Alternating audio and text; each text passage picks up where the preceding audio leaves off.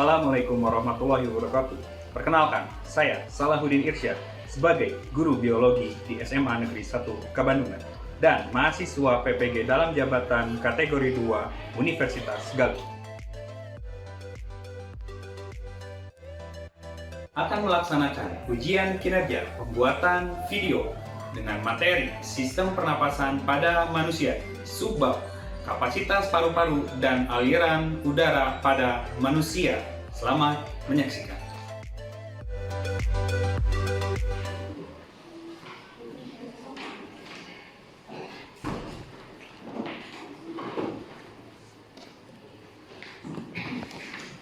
Assalamualaikum warahmatullahi wabarakatuh. Waalaikumsalam warahmatullahi wabarakatuh. Oke, sebelum kita memulai pembelajaran, alangkah baiknya kita berdoa dulu. Baik, sebelum kita mulai belajar, mari kita berdoa terlebih dahulu. Duduk siap, berdoa dimulai. Selesai beri salam. Assalamualaikum warahmatullahi wabarakatuh. Waalaikumsalam warahmatullahi wabarakatuh. Oke, hari ini ada yang nggak masuk? Ada Siapa? Nesa. Rapi, Lydia, Dinda sakit. Oke, ya. Oke, untuk pembelajaran ya. Kita ada video dulu dari Bapak ya. Coba kalian perhatikan. Ini adalah tebak gambar. Itu gambar bintang dulu.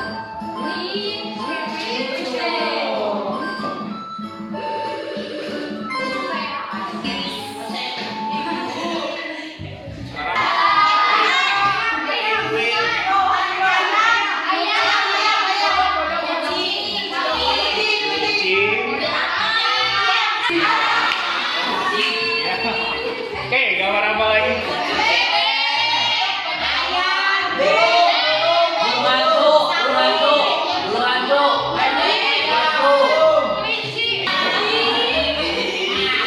Oke, gambar ketiga. Anjing. Foto.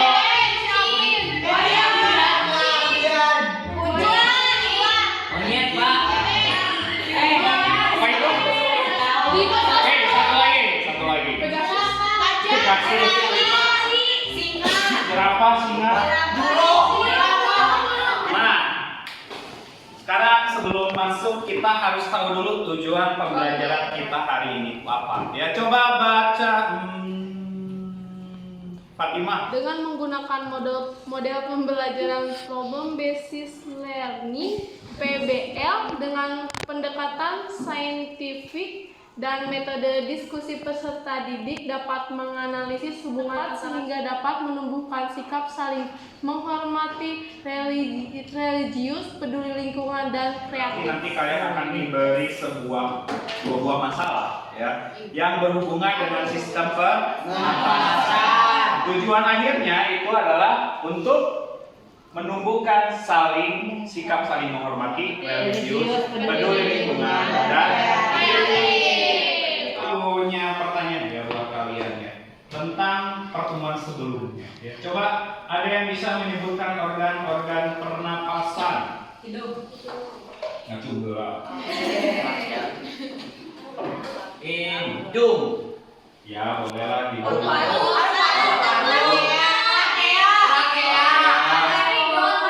alveolus, insan, Kalau inspirasi itu adalah proses masuknya udara ke dalam paru.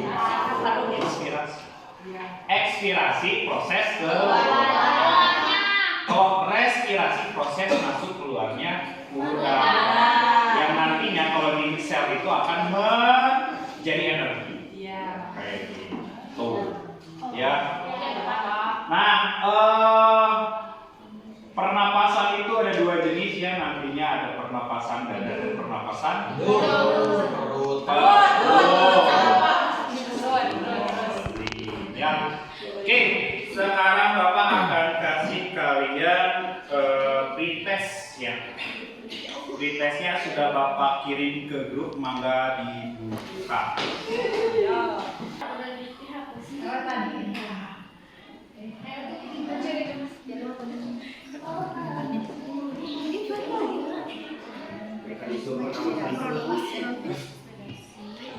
Mekanisme inspirasi dan ekspirasi diatur oleh gerakan Perdana dawe.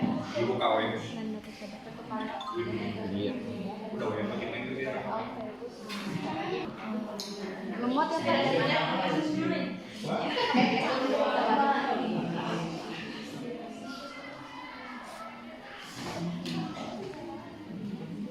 Oke ya, kalau sudah klik submit. Ini. Oke, Bapak. Udah? Seru banget. Seru banget.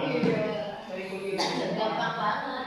Easy. Nah ya, setelah kalian mengisi pretest, apakah kira-kira dari pretest tersebut ada yang bisa yakin 100% menjawab benar? Yakin. Wow, keren banget ya. Oh, ada yang nol. Ada yang dua doang. Kita itu sekarang akan membahas tentang sirkulasi udara di dalam tubuh kita. Sama volume udara yang ada di tubuh kita. Nah, kira-kira ketika kita selesai mempelajari bab ini, apa manfaatnya di kehidupan sehari-hari? Misal, hubungannya dengan volume udara. Kita bisa tahu nanti itu ketika kita menyelam tanpa alat bantu, kita akan lama menyelam dibanding orang lain. Atau ketika nyanyi orang lain mah misalnya 2 detik, 3 detik sudah habis suaranya, kalian mah 5 detik juga masih bisa lanjut. Nah, kalau sirkulasi udara nanti kita akan mengetahui gitu ya. Kalau misalnya di dalam tubuh kita itu ada yang mengikat oksigen. Nah, ketika nanti zat ini tidak mengikat oksigen malah mengikat yang lain, jadi racun ya. Untuk memulai pembelajaran kali ini ada 2 video ya. Perhatikan videonya ya. Yang pertama ini videonya tentang kapasitas paru-paru dan yang kedua itu tentang keracunan.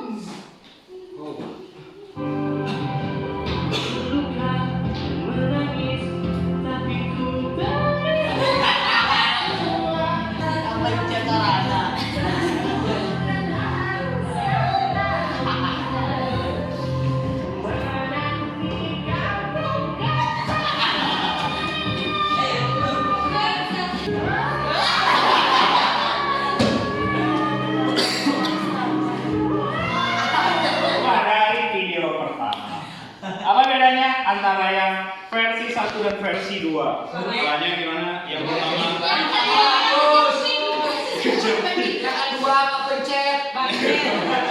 yang pertama sudah terlatih. Terus dari panjangnya dia bernyanyi juga kan beda ya. Kalau yang pertama itu lebih panjang gitu suaranya. Kalau yang satu lagi dia lebih pendek. Terus dari segi suaranya juga beda ya. Kalau yang pertama itu full power gitu ya. Kalau katanya semua Enigma kan full power gitu ya. Oh, tahu. Mari kita coba. Yang pertama itu suaranya lebih pelan gitu kan. Itu ada hubungannya nanti dengan kapasitas paru-paru. Ya, oke. Masalah kedua atau video kedua. Karyawan rumah makan masih dirawat intensif di rumah sakit setelah temukan tidak sadarkan diri di dalam rumah makan. Sementara satu karyawan lain yang meninggal dunia dan sudah dibawa keluarga ke rumah duka. Menurut polisi, mereka keracunan asap genset yang dipakai saat listrik padam. Kedua ini katanya ada 3 orang yang meninggal keracunan karena keracunan asap genset. Kira-kira di asap genset itu ada apa ya? Racun. Iya, racunnya. Kotor. Ada gas, nama gasnya itu adalah Racun. Karbon monoksida. karbon monoksida. Kan kalian boleh duduk per kelompok. Mantap. Ini Bapak lagi pakai ini ya.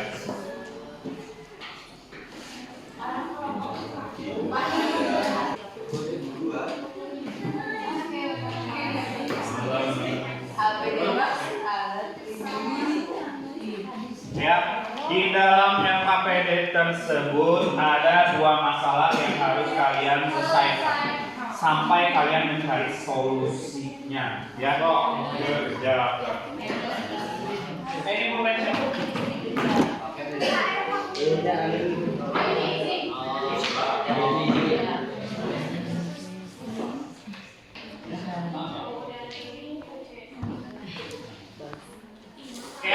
Ya, ini di nomor 1 itu kan dari artikel di atas, apakah masalah yang kalian dapatkan? Coba kalian bikin dalam bentuk pertanyaan. Ada 3 mahasiswa yang tewas keracunan karbon monoksida. Berarti kalian bikin pertanyaan dari situ. Berarti apa pertanyaannya? Nah, ini nomor selanjutnya di masalah selanjutnya itu di masalah 2. Ini kan tentang obesitas yang mengurangi kapasitas paru-paru. Berarti pertanyaannya jadi nah, pakai gitu ya. Sok, enggak kerjakan. Oke, Bapak. Boleh menggunakan HP. Ya, silakan. Kan di sekolah ini udah ada wifi ya. Manfaatkan. Memberi dampak terhadap kondisi kesehatan Anda.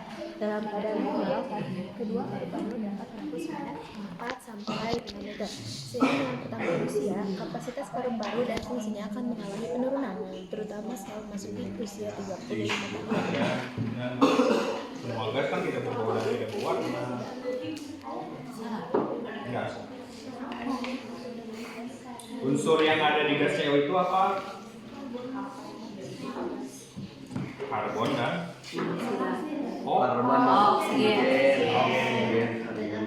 Kalian sudah belajar ikatan yang kalau karbon itu mempunyai berapa kaki? Iya. 4 kan ya? Iya. Nah, sedangkan oksigen itu hanya punya 2, sehingga harusnya dia tidak stabil. Kenapa nggak stabilnya? Karena tidak setiap kaki terikat. Masih ada yang kosong, berarti nanti dia gampang berubah. Yang kosong ada juga yang kosong. Full power kalian. Baik, kita coba.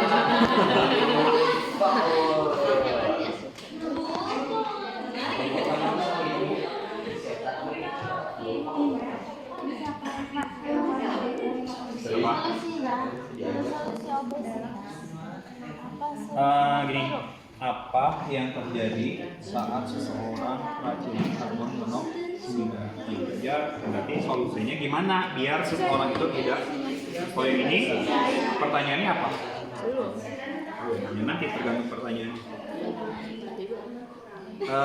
Gini, kan intinya kalau yang masalah kedua itu tentang seseorang yang obesitas yang mengurangi kapasitas paru. Jadinya nanti kalian itu bagaimana caranya biar kapasitas paru-parunya tidak terkurangi.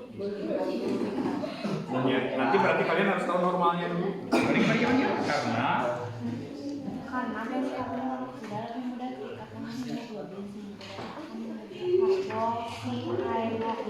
iya. Iya, betul. Paling ada nanti di rokok.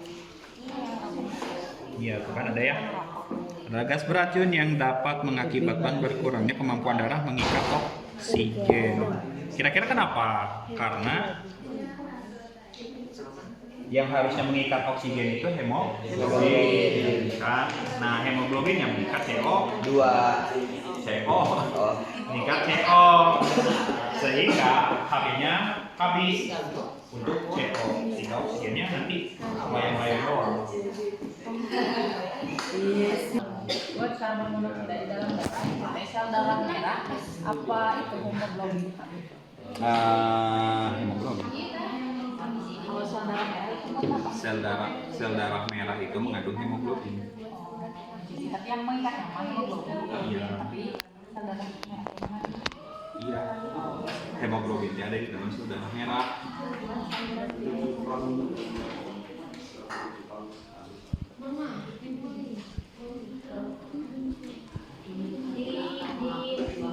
Nama karbon yang dioksigen.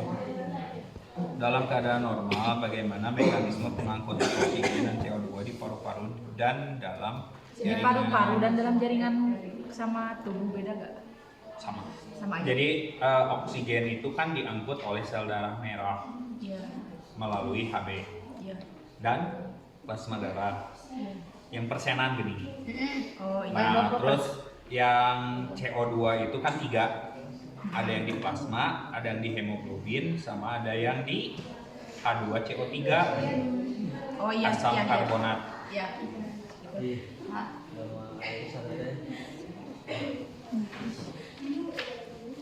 Tong lemas satu semangat. Belum sarapan itu. Belum sarapan. Nomor 7 itu kan kesimpulan ya.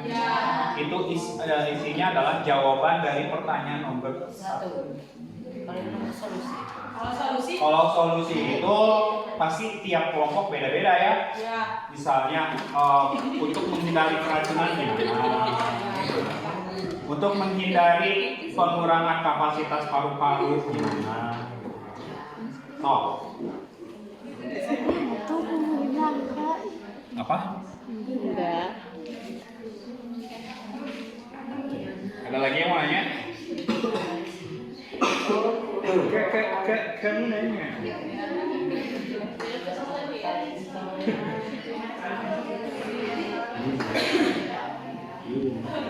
Apa itu?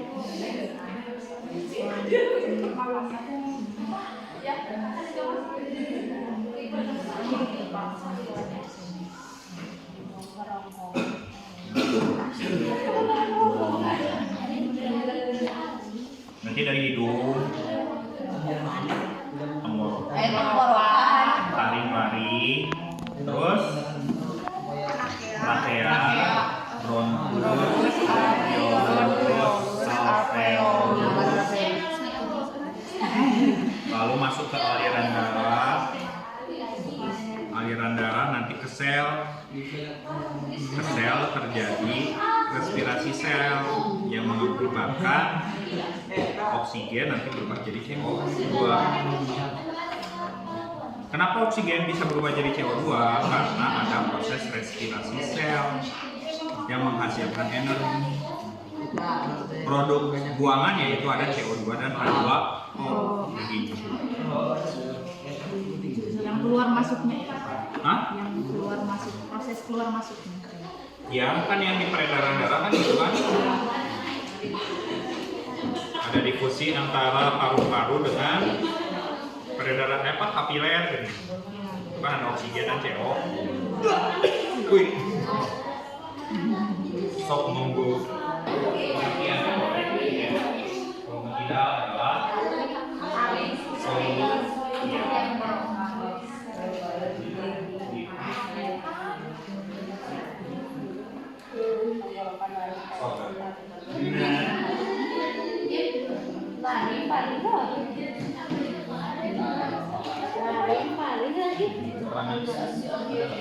Berarti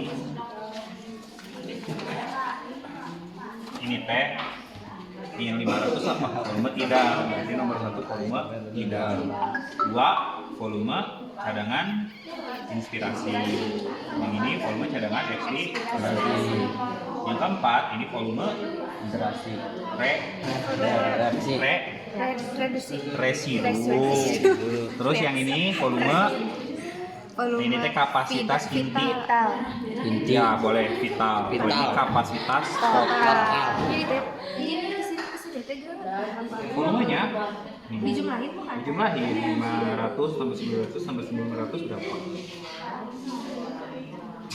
3.500. Berarti kapasitas intinya 3.500. Jadi semuanya totalnya begini. 4.500 adalah kapasitas total paru-paru. Jadi badan. Kesimpulannya berarti dari pertanyaan. Ya, berarti kenapa Pak? Karena adanya penyempitan lemak. Penyempit. Hubungi dengan kapasitas paru-paru. Coba.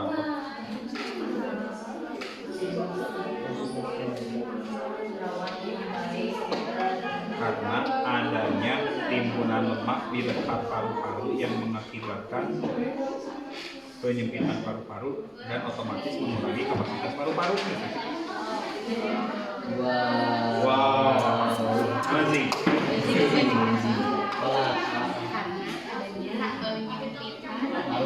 Sampai paru-paru kan dalam menjadi inspirasi, dan respirasi gitu boleh. Di sana terjadi proses inspirasi masuknya oksigen. Terus setelah inspirasi, respirasi. Ya, respirasi itu adalah pembentukan energi dengan bahan yang namanya produk buangannya itu adalah CO2. Nah, CO2-nya dibuang proses respirasi. Oke, waktu untuk diskusinya sudah habis. Sekarang kita presentasi. Oke, ada yang mau presentasi? Oke, silakan Iklima ke depan.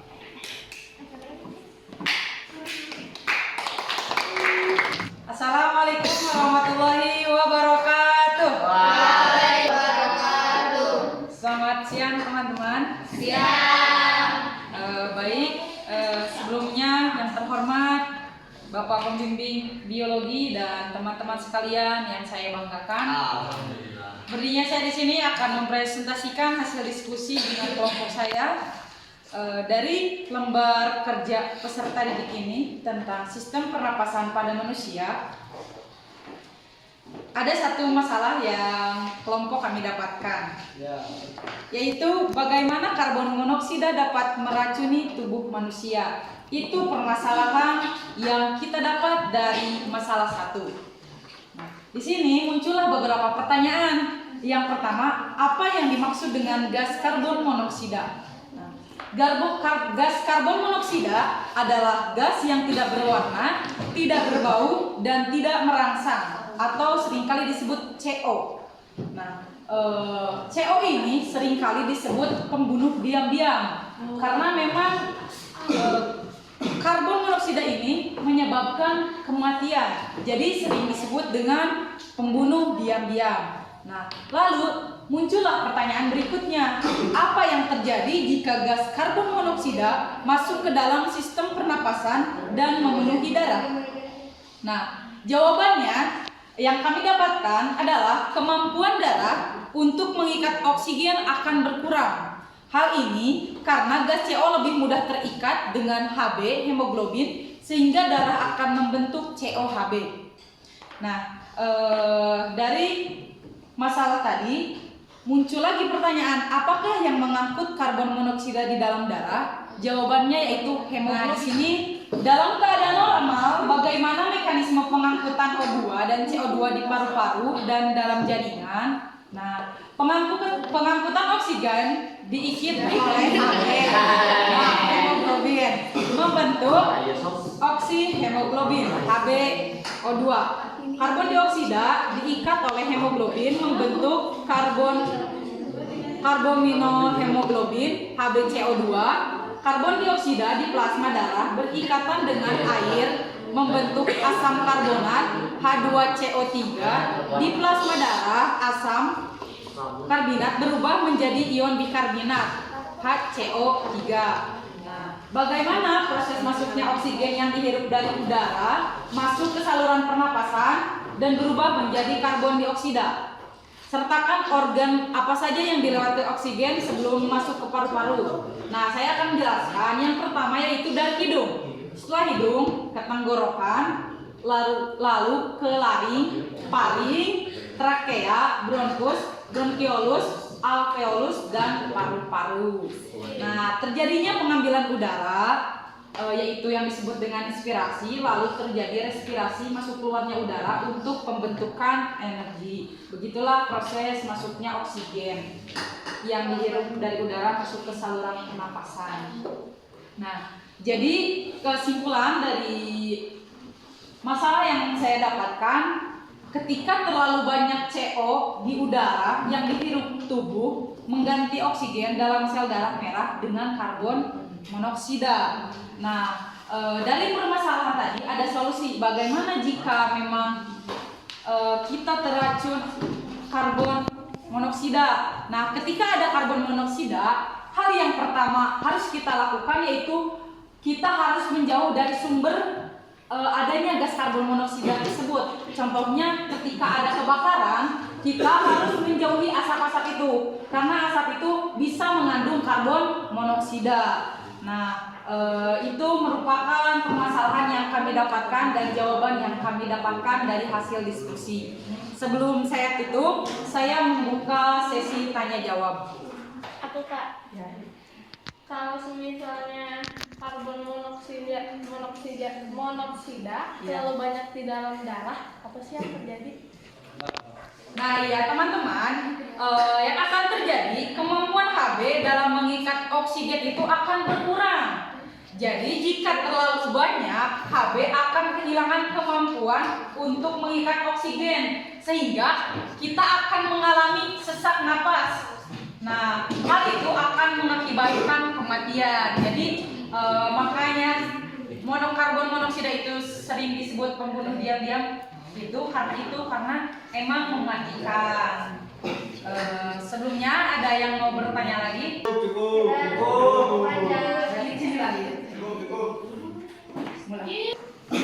Baik, jika tidak ada pertanyaan, saya cukupkan saja. Terima kasih atas perhatiannya. Mohon maaf apabila ada kesalahan. Wabillahi taufiq wal hidayah. Wassalamualaikum warahmatullahi wabarakatuh. Oke, sangat baik sekali ya presentasi dari Iklima ya. Oke, sekali lagi beri tepuk tangan.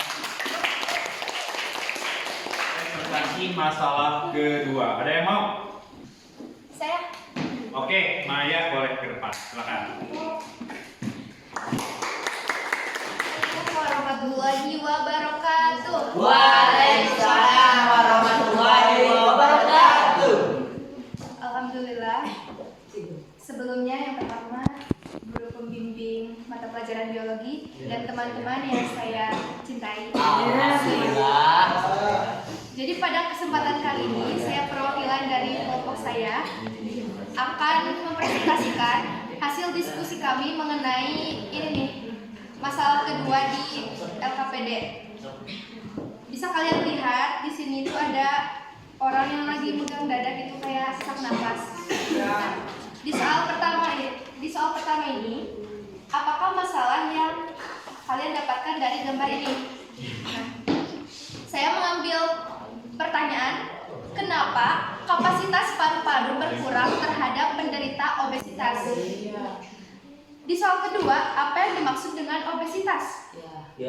Jadi, obesitas itu adalah penumpukan lemak yang berlebihan akibat ketidakseimbangan asupan energi dengan energi yang digunakan dalam waktu lama. Jadi bisa kita ketahui bahwa obesitas itu adalah peningkatan berat badan secara drastis. Dan di soal yang ketiga, apa yang dimaksud dengan kapasitas paru-paru? Di dalam masalah ini, itu udah dijelaskan, kapasitas paru-paru adalah kemampuan paru-paru dalam menampung udara saat bernafas. Lanjut, apakah yang terjadi dengan pernapasan seseorang yang terkena obesitas? Nah, yang terjadi kepada orang yang menderita obesitas itu mereka akan sulit bernafas. Terus mereka juga akan merasakan sesak gitu ya, kayak sesak asma gitu.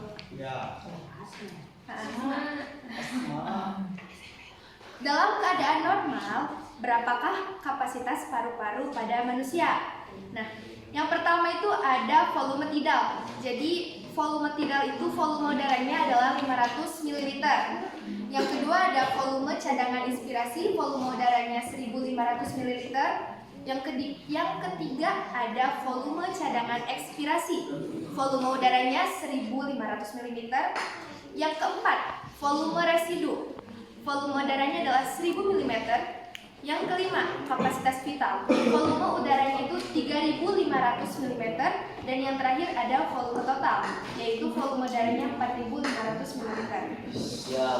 Nah, pada soal yang keenam, bagaimana cara mencegah agar kita tidak mengalami obesitas? Ada yang tahu? Tidak makan banyak. Nice. Terus Sering olahraga.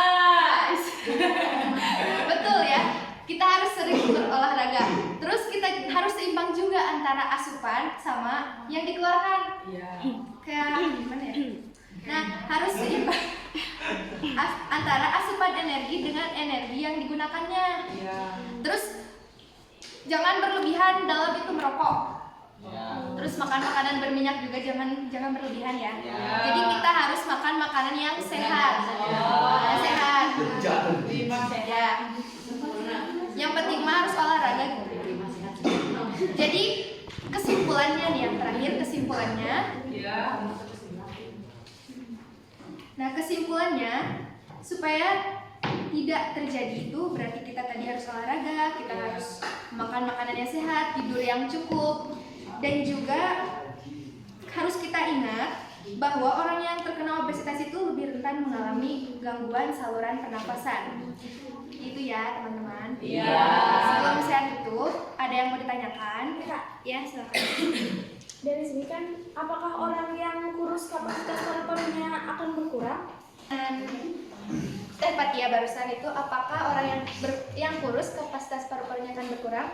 Nah, jadi teman-teman, orang yang kurus itu kapasitas paru-parunya itu membesar kalau dia rajin olahraga. Jadi kalau misalnya orang kurus tapi nggak olahraga, tetap aja kapasitas paru-parunya itu mengecil.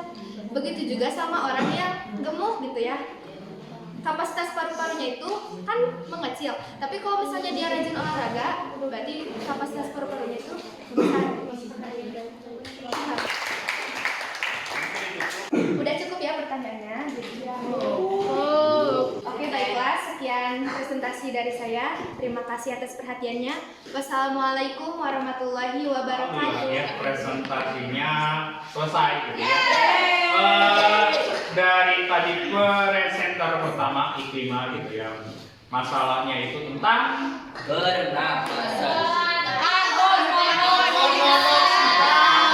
ini yang menyebabkan keracunan.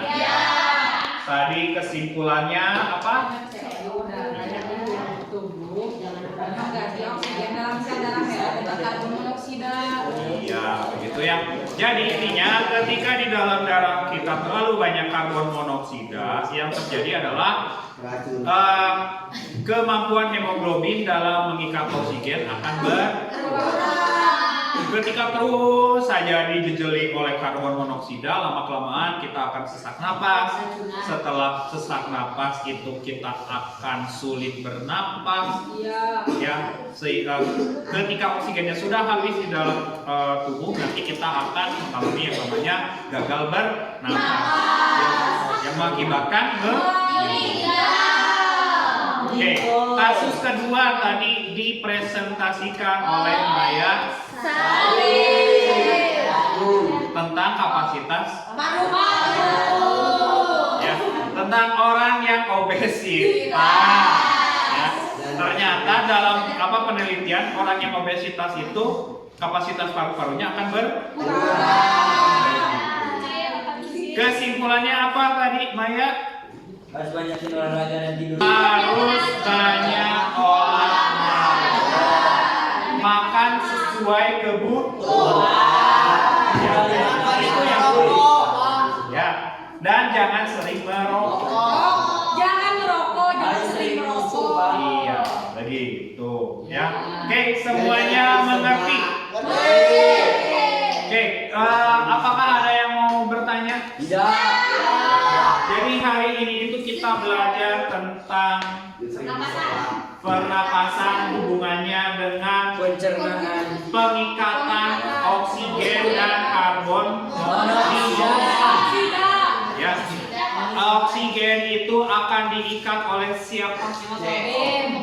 Hemoglobin. Dan bisa juga menggunakan plasma darah. Kalau karbon dioksida akan diikat oleh bisa hemoglobin, bisa nanti dia membentuk namanya ion asam bikarbonat.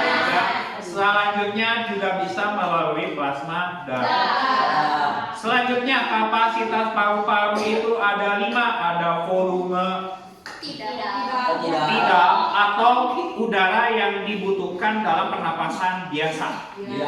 Besarnya 500 ml.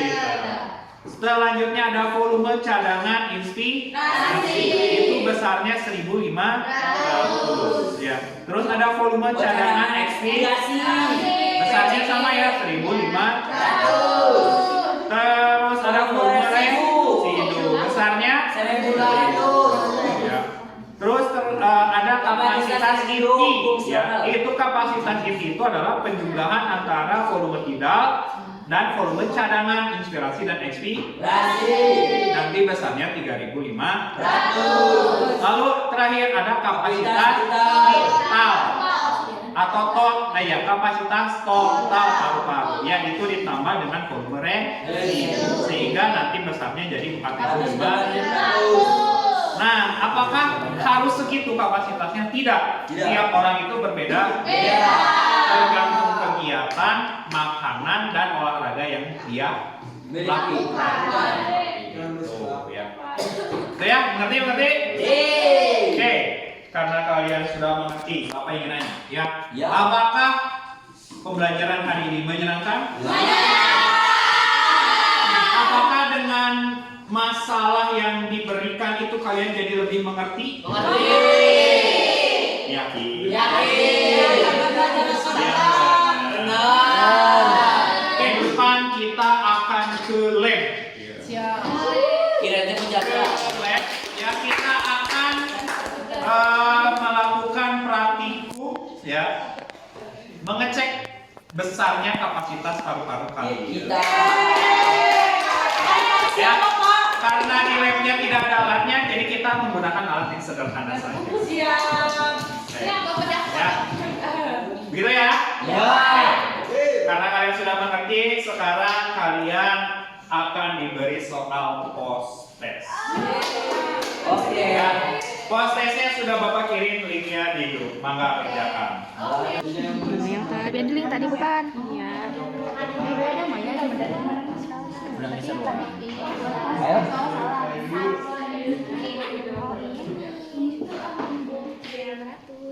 Hemoglobin dalam darah terdiri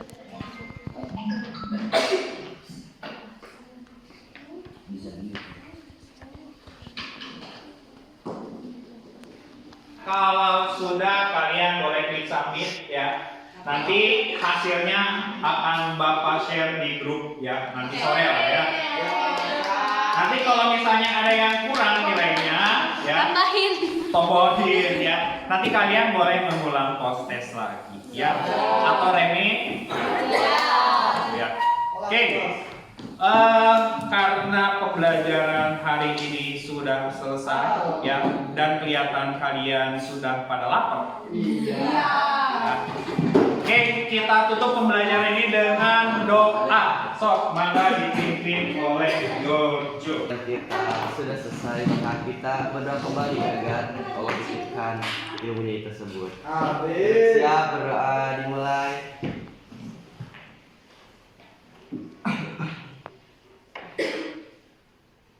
Selesai beri salam.